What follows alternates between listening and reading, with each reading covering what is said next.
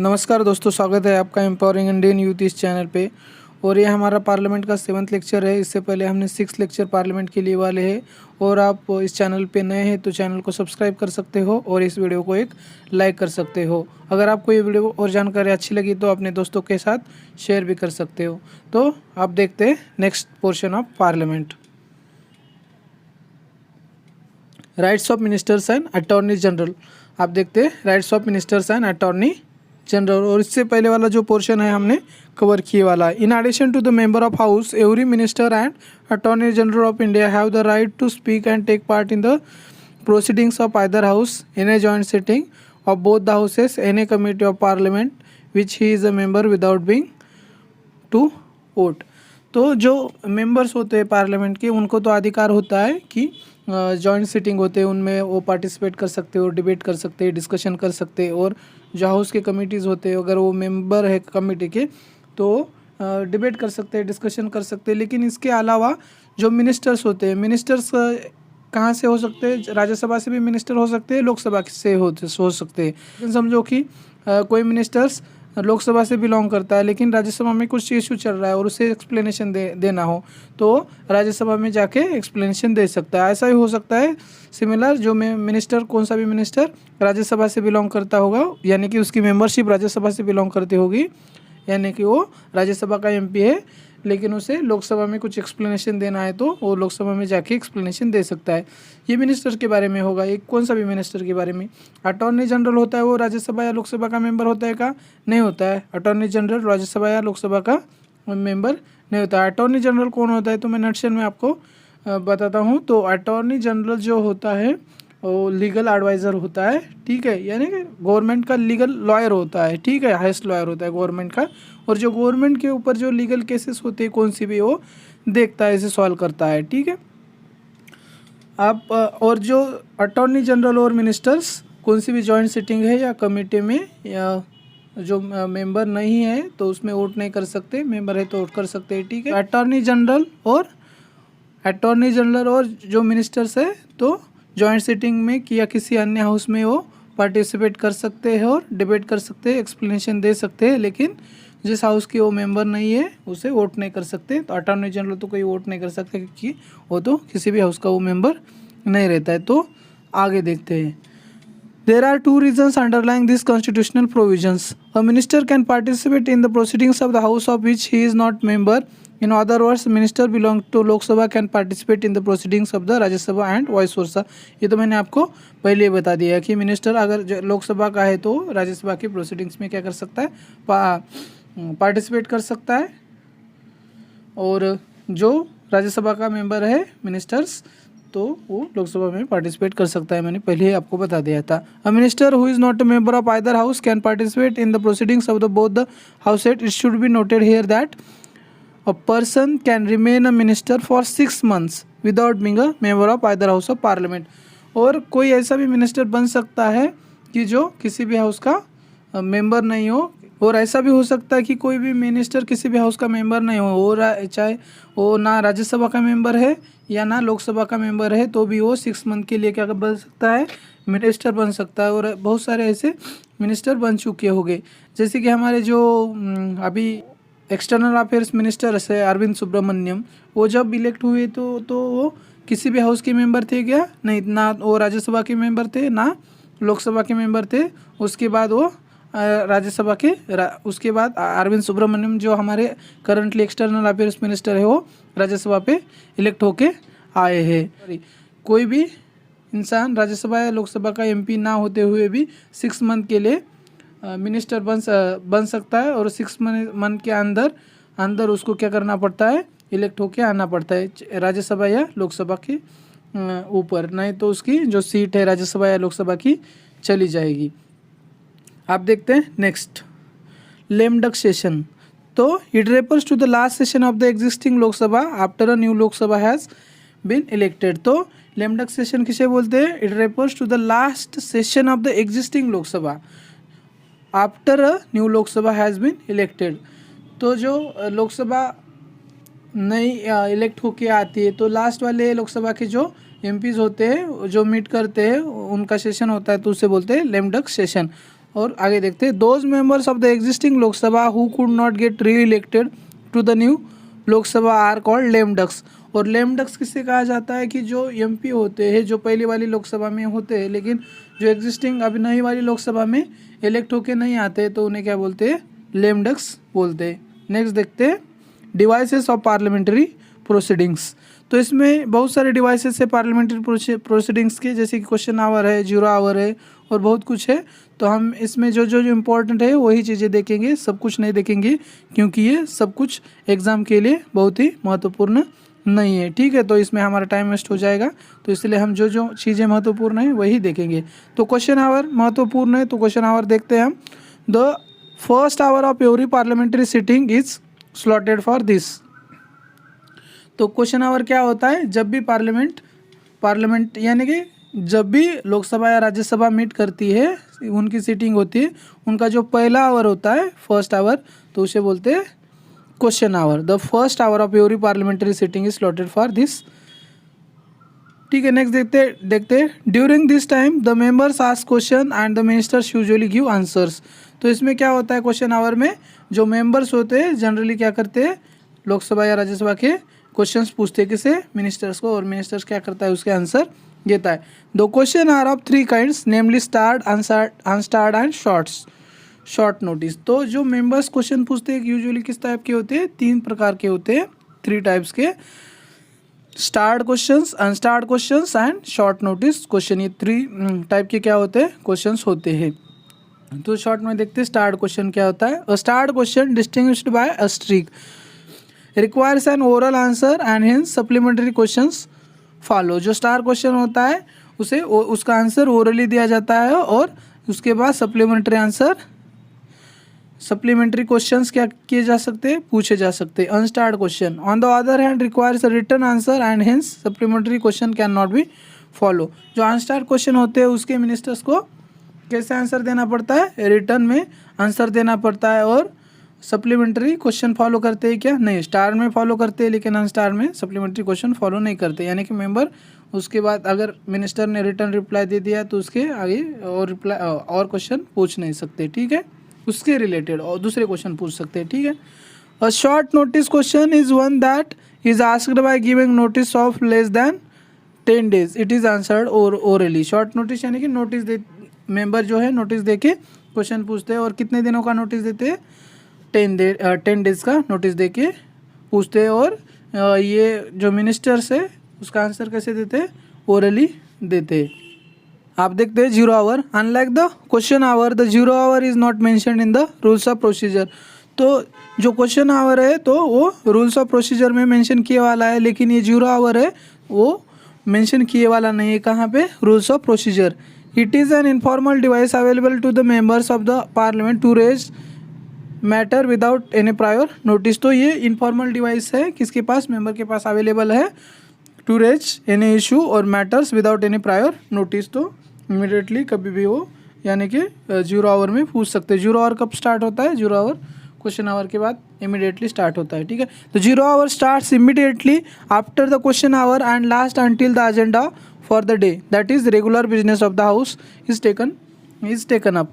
तो ये मैंने पहले ही बता दिया आपको। तो जीरो आवर कब स्टार्ट होता है, जब क्वेश्चन आवर एंड करता है और जो उस डे का बिजनेस स्टार्ट होता है, agenda of the day start होता है, तो उसके बीच में का जो टाइम होता है उसमें उसे जीरो आवर कहते हैं। In other words the time gap between the question hour and the agenda is known as zero hour. ठीक है, ये तो आपको समझ में आया होगा। It is an Indian innovation in the field of parliamentary procedure and has been existence since 1962। तो ये इंडियन जीरो आवर क्या है, इंडियन इनोवेशन है, पार्लियामेंट्री सिस्टम में इनोवेट किए वाला, और ये कब से एग्जिस्टेंस में है, 1962 से एग्जिस्टिंग है। आप देखते हैं motions. No discussion on matter of general public importance can take place except on a motion made with the consent of the presiding officer. तो किसी भी मैटर के ऊपर डिस्कशन नहीं होता जब तक कौन प्रिसाइडिंग ऑफिसर उसे कंसेंट नहीं देता। ठीक है, the house expresses its decisions or opinions on various issues through the adoption or rejection of motions moved by either minister or private member. तो मोशंस कौन कौन मूव कर सकता है, प्राइवेट मेंबर भी मूव कर सकता है और मिनिस्टर भी मूव कर सकता है। प्राइवेट मेंबर कौन होता है मैं आपको नटशेल में बताता हूँ। प्राइवेट मेंबर जो होता है जो कि लोकसभा या राज्यसभा का क्या होता है मेंबर होता है, लेकिन वो मिनिस्टर नहीं होता है। प्राइवेट मेंबर कौन होता है? प्राइवेट मेंबर लोकसभा या राज्यसभा का मेंबर होता है, वो एमपी तो होता है लेकिन वो जो मिनिस्टर नहीं होता है। मिनिस्टर को छोड़ के जो मेंबर होते हैं लोकसभा या राज्यसभा के उसे प्राइवेट मेंबर बोलते हैं। तो जो मोशन से कौन कौन इशू कर सकता है, मोशंस मूव कर सकता है, तो प्राइवेट मेंबर भी मूव कर सकते हैं और मिनिस्टर्स भी मूव कर सकते हैं। तो यहाँ पे हम थोड़े और जो इम्पोर्टेंट मोशंस है वही देखने वाले हैं, ठीक है, और जो इम्पोर्टेंट नहीं है वो हम देखने वाले नहीं हैं, ठीक है। अब देखते हैं closure motion. It is a motion moved by member to cut short the debate on a matter before the house. तो क्लोजर मोशन क्या होता है? तो ये मोशन मेंबर मूव कर सकता है, ठीक है, जो अभी लोकसभा या राज्यसभा का मेंबर है वो मूव करता है। किसके लिए? To cut short the debate on a matter before the house. तो डिबेट को कट शॉर्ट करने के लिए ये क्लोजर मोशन मूव करता है। If the motion is approved by the house, debate is stopped forthwith and matter is put to vote. There are 4 kinds of closure motions. तो अगर मोशन क्लोजर मोशन पास हो गया तो उस bill के ऊपर या उस मैटर के ऊपर डिबेट क्या होता है? स्टॉप होता है, और वो बिल या मैटर जो भी हो उसे क्या करते हैं? पुट करते हैं वोट के लिए। और कितने टाइप की मोशन है क्लोजर? 4 टाइप की क्लोजर मोशन है। Simple closure, closure by compartments, kangaroo closure and guillotine closure. तो ये 4 है, तो आप इसे एक बार देख लीजिएगा। सिंपल है और इसके ऊपर रियरली एग्जाम में क्वेश्चन आता है। इसके ऊपर एग्जाम में क्वेश्चन आने के चांसेस बहुत ही कम है, इसलिए हम इसे डिटेल में नहीं देखेंगे। और सिंपल है, बस आप इसे रीड करो, समझ में आ जाएगा। आप देखते हैं privilege motion. It is concern with the breach of parliamentary privileges by a minister. तो ये प्रिविलेज मोशन किसके लिए है? जो मेंबर्स होते हैं पार्लियामेंट के उसके लिए होते हैं, ठीक है। तो अगर क्यों होते हैं? क्योंकि अगर मिनिस्टर जो होता है अगर रॉन्ग इन्फॉर्मेशन देता है, उनके प्रिविलेजेस ब्रीच करता है, तो ये प्रिविलेज मोशन का यूज़ कर सकते हैं। आगे देखते हैं। It is moved by member when he feels that minister has committed a breach of privilege of the house और one or more of its members by withholding facts of case or by giving wrong or distorted facts। तो जब privilege motion में member कब move करता है? उसे लगता है कि जो मिनिस्टर ने क्या किया है उसका प्रिविलेज ब्रीच किया है या हाउस को रॉन्ग इन्फॉर्मेशन दी है किसी के बारे में, किसी इशू के बारे में, और या गलत इन्फॉर्मेशन दी है, तो उसे तब मेंबर क्या करता है? प्रिविलेज मोशन मूव करता है। It's purpose is to sensor the concern minister. तो ये प्रिविलेज मोशन क्या होता है? इसका पर्पज क्या होता है? तो सेंसर करना होता है जो भी कंसर्न मिनिस्टर होता है जिसने रॉन्ग और गलत फैक्ट्स बताए उसे। उसके बाद देखते हैं calling attention motion. It is introduced in the parliament by member to call the attention of ministers to a matter of urgent public importance and seek an authoritative statement from him on that matter. तो ये calling attention motion क्या होता है? तो ये calling attention motion कौन move करता है? मेंबर मूव करता है पार्लियामेंट का, ठीक है। और इसका पर्पस क्या होता है कि कौन सा इम्पोर्टेंट इशू चल रहा होता है पब्लिक में, अर्जेंट पब्लिक इम्पोर्टेंट इशू चल रहा होता है, तो जो मिनिस्टर्स का होता है उसका अटेंशन देने के लिए उस इशू के ऊपर क्या करते हैं member? Calling attention motion pass करते हैं,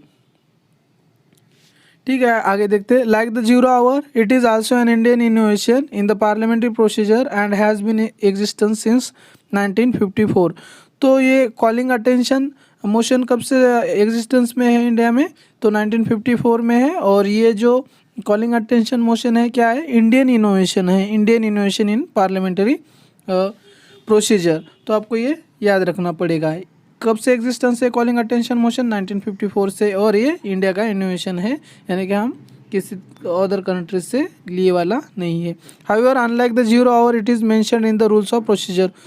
तो जीरो आवर कहीं पे मेंशन नहीं है, लेकिन जो कॉलिंग अटेंशन मोशन है रूल्स ऑफ प्रोसीजर में लिखे वाला है, ठीक है। आप देखते हैं सेंश्योर मोशन और नो कॉन्फिडेंस मोशन में क्या डिफरेंस है, ठीक है। Censure motion it should state the reasons for its adoption in the Lok Sabha. तो सेंश्योर मोशन जब भी मूव करते तो सेंश्योर मोशन मूव करने का रीज़न बताना पड़ता है लोकसभा में, ठीक है। It should state the reasons for its adoption in the Lok Sabha. Lok Sabha में भी क्या करना पड़ता है, उसके अडॉप्ट करने के रीज़न बताने पड़ते हैं। अब नो कॉन्फिडेंस मोशन में देखते हैं, it need not state the reasons for its adoption in the Lok Sabha. जब भी नो कॉन्फिडेंस मोशन मूव करता है कोई मेंबर, तो उसे रीज़न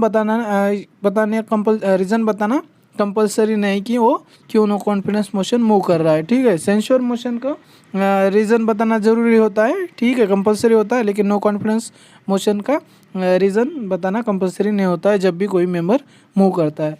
नेक्स्ट देखते हैं, it can be moved against an individual minister और अ ग्रुप ऑफ मिनिस्टर और the entire council of ministers.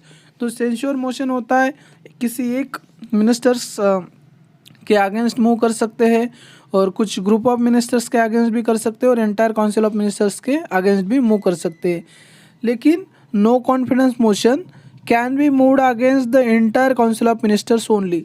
लेकिन जो नो कॉन्फिडेंस मोशन होता है एक मिनिस्टर या ग्रुप ऑफ मिनिस्टर्स के अगेंस्ट कर सकते हैं, क्या मूव कर सकते हो, क्या नहीं। तो जब भी नो कॉन्फिडेंस मोशन मूव करते हो तो एंटायर काउंसिल ऑफ मिनिस्टर्स के अगेंस्ट होता है, ठीक है। आई रिपीट, सेंश्योर मोशन एक मिनिस्टर या ग्रुप ऑफ मिनिस्टर और एंटायर काउंसिल ऑफ मिनिस्टर्स के अगेंस्ट मूव कर सकते हो, लेकिन जब भी नो कॉन्फिडेंस मोशन मूव होता है तो पूरे एंटायर काउंसिल ऑफ मिनिस्टर्स के अगेंस्ट होता है। It is moved for censuring the council of minister for specific policies and actions. तो जो सेंश्योर मोशन होता है उसका पर्पज़ ये होता है कि मिनिस्टर्स की जो पॉलिसीज़ होती है, उसके एक्शंस होते हैं, या उसने कोई इन्फॉर्मेशन गलत दी हो तो उसको सेंश्योर करना होता है स्पेसिफिक एक्शंस के ऊपर। और नो कॉन्फिडेंस का क्या होता है पर्पज़ देखते हैं, it is moved for ascertaining the confidence of Lok Sabha in the council of ministers.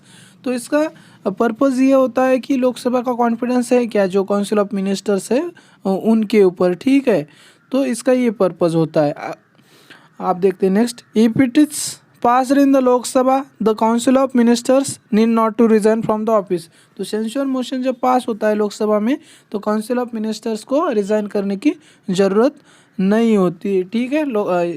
Resign करने की ज़रूरत नहीं होती, यानी कि सरकार बर्खास्त नहीं होती, सरकार ऐसी रूल कर सकती है, ठीक है, गवर्नमेंट कायम रहती है। अब देखते हैं, if it is passed in the Lok Sabha the council of ministers must resign from the office. और जब भी ये नो कॉन्फिडेंस मोशन पास होती है लोकसभा में तो काउंसिल ऑफ मिनिस्टर्स को क्या करना पड़ता है, रिज़ाइन करना पड़ता है, और ये कंपलसरी होता है, ठीक। अभी आपको समझ में आया होगा, ठीक है, सेंश्योर मोशन और नो कॉन्फिडेंस मोशन क्या होता है। आप देखते हैं adjournment motion, it is introduce in the parliament to draw attention of the house to a definite matter of urgent public importance and needs the support of 50 members to be admitted. तो adjournment motion क्या होता है, तो ये एक introduce in the adjournment motion parliament में introduce किया जाता है, किसके लिए, to draw attention of the house to definite matter of public urgent public importance. And इसके लिए कितने मेंबर जो होते हैं उसका सपोर्ट लगता है, तो 50 मेंबर्स का सपोर्ट लगता है। जब भी आपको एडजर्नमेंट मोशन पास करना होता है, ठीक है, तो आपको मिनिमम क्या होता है, 50 मेंबर्स का सपोर्ट लगता है, ठीक है। As it interrupts the normal business of the house it is regarded as an extraordinary device. तो ये जब भी पास होती है तो जो नॉर्मल बिजनेस चल रहा होता है तो क्या इंटरप्ट्स होता है, और जो भी इशू लाया गया है, ठीक है, जो भी पब्लिक इंपॉर्टेंस का इशू होता है उसके ऊपर डिबेट डिस्कशन होता है, तो इसलिए ये एक्स्ट्राऑर्डिनरी डिवाइस है। It involves an element of censure against the government and hence Rajya Sabha is not permitted to make use of this device. तो ये एडजर्नमेंट मोशन सिर्फ लोकसभा में ही पास कर सकते हो और ये राज्यसभा में पास नहीं कर सकते। It involves an element of censure against the government and hence Rajya Sabha is not permitted to make use of this device. तो राज्यसभा को ये परमिट नहीं है, ठीक है, एडजर्नमेंट मोशन मूव करने का। The discussion on adjournment motion should last for not less than 2 hours and 30 minutes। तो जब भी एडजर्नमेंट मोशन पास होती है तो उसके ऊपर मिनिमम 2.5 घंटे का, ठीक है, 2.5 घंटे यानी 2 hours 30 minutes का डिस्कशन होना चाहिए, ठीक है। The right to move a motion for adjournment of the business of the house is subject to following restrictions है एडजर्नमेंट मोशन मूव करने के लिए। क्यों रिस्ट्रिक्शन जरूरी है, क्योंकि कोई भी मेंबर आ सकता है और एडजर्नमेंट मोशन मूव कर सकता है। तो जो रेगुलर जो बिजनेस होता है उसका इंटरप्ट होता है। तो इसलिए उन्होंने कुछ कंडीशन दिए वाले, जैसे कि पहला कंडीशन क्या दिए वाला था कि 50 मेंबर्स का सपोर्ट होना चाहिए, ठीक है। 50 मेंबर्स का सपोर्ट यानी कि बहुत बड़ा इशू है, ठीक है। और दूसरे बाकी की कुछ रिस्ट्रिक्शन दिए वाले देखते हैं हम क्या है। It should raise a matter which is definite, factual, urgent and public importance. कोई भी मेंबर अर्जेंटमेंट मोशन मूव करना चाहता है तो वो क्या होना चाहिए, फैक्ट जो मैटर जो है वो क्या होना चाहिए, डेफिनेट होना चाहिए, फैक्चुअल होना चाहिए, अर्जेंट एंड पब्लिक इंपॉर्टेंस का मैटर होना चाहिए। नहीं तो ऐसे ही कुछ भी मूव नहीं कर सकते, ऐसे ही कुछ मैटर पे मूव नहीं कर सकते। It should not cover more than one matter, और जो अर्जेंटमेंट मोशन में मूव करने वाला जो मैटर होता है वो एक से ज़्यादा मैटर नहीं होना चाहिए, एक ही होना चाहिए, ठीक है, एक मैटर यानी issue. It should be restricted to a specific matter of recent occurrence and should not be framed in general terms। जो भी मैटर कोई भी एमपी अर्जेंटमेंट मोशन के थ्रू लाना चाहता है उसके सामने, तो वो क्या होना चाहिए, रिसेंट ऑकर हुए वाला मैटर होना चाहिए, ठीक है। Specific matter of recent occurrence and should not be framed in general terms, और वो जनरल टर्म्स में फ्रेम नहीं कर सकते, ठीक है। It should not raise a question of privilege. तो इसमें अर्जेंटमेंट मोशन में प्रिविलेज का क्वेश्चन रेज नहीं कर सकते। It should not revive discussion on matter that has been discussed in the same session. तो सेम सेशन में मैटर डिस्कस किए वाला है उसके ऊपर वो अर्जेंटमेंट मोशन नहीं ला सकते। It should not deal with matter that is under adjudication by the court. अगर कोर्ट के सामने कोई केस है, ठीक है, तो उसके ऊपर डिबेट डिस्कशन नहीं कर सकते, ठीक है। It should not raise any question that can be raised on a distinct motion. तो एक ऐसा कौन सा मैटर नहीं होना चाहिए जो कि डिस्टिंक्ट मोशन में रेज कर सकते हैं, ठीक है। तो ये हो गया हमारा एडजमेंट मोशन, आपको समझ में आया होगा। आप देखते हैं no confidence motion. No confidence motion तो हमने देख ही लिया है टेबल में, ठीक है। तो Lok Sabha can remove the ministry from the office by passing no confidence motion. Motion needs support of 50 members to be admitted. तो नो कॉन्फिडेंस मोशन और सेंश्योर मोशन हमने क्या किया है, दोनों का सेंश्योर मोशन और नो कॉन्फिडेंस मोशन ये क्या होता है टेबल में देख लिया है, ठीक है, डिफरेंस क्या होता है। तो नो कॉन्फिडेंस मोशन पास करने के लिए तो एटलीस्ट मिनिमम कितने मेंबर का सपोर्ट चाहिए, 50 मेंबर्स का सपोर्ट चाहिए, ठीक है। I repeat, no confidence motion को मूव करने के लिए मिनिमम 50 मेंबर्स का क्या होना चाहिए, सपोर्ट होना चाहिए। और नो कॉन्फिडेंस मोशन का कहाँ पे, लोकसभा में ही मूव कर सकते हैं, यानी 50 मेंबर्स का सपोर्ट, यानी कि राज्यसभा के मेंबर चलेगा क्या, यहाँ पे नहीं चलेगा, 50 मेंबर्स लोकसभा के होने चाहिए। और जब भी वो 50 मेंबर्स अपना ये जो अर्जी होते हैं वो स्पीकर को देते हैं, स्पीकर या जो भी प्रिसाइडिंग ऑफिसर होता है उसे देते हैं, तो वो जब एक्सेप्ट करता है तो नो कॉन्फिडेंस मोशन क्या होती है, मूव होते हैं सरकार के अगेंस्ट। और सरकार को अपना जो वोट होता है क्या ट्रस्ट होता है जो सरकार के ऊपर जो एमपीज का है वो प्रूव करना पड़ता है, ठीक है। अगर वो बहुमत सिद्ध कर पाते हैं उस मोशन में तो सरकार कायम रहते हैं, और अगर वो बहुमत लूज करते हैं, ठीक है, तो अपना ट्रस्ट प्रूव नहीं कर पाते तो गवर्नमेंट चली जाती है, ठीक है। Entire council of ministers goes, ठीक है। तो ये नो कॉन्फिडेंस मोशन था और सेंश्योर मोशन भी देखा है हमने, ठीक है। तो दैट्स ऑल फॉर टुडे। इसके आगे वाला पोर्शन हम नेक्स्ट लेक्चर में देखते हैं। Thank you for watching video.